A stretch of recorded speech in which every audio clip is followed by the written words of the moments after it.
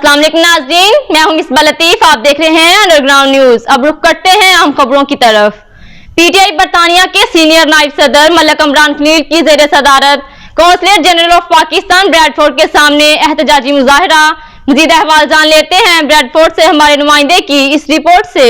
PTI Bradford बरतानिया से बड़ी तादाद में मर्द और खवातीन के अलावा नौजवानों ने पाकिस्तान की मौजूदा सूरत हाल के खिलाफ consular general of Pakistan Bradford के सामने इम्पोर्टेड हुकूमत नामंजूर के नारे और फौरी इलेक्शन करवाने का मुतालबा।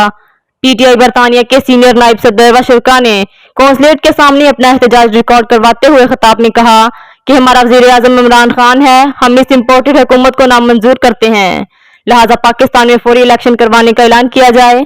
इलेक्शन की तारीख जब तक अनाउंस नहीं की जाती हम एहतजाज करते रहेंगे। अंडरग्राउंड न्यूज स्टूडियो से फिल वक्त इतना ही। मजीद बाखबर रहने के लिए देखते रहिए अंडरग्राउंड न्यूज।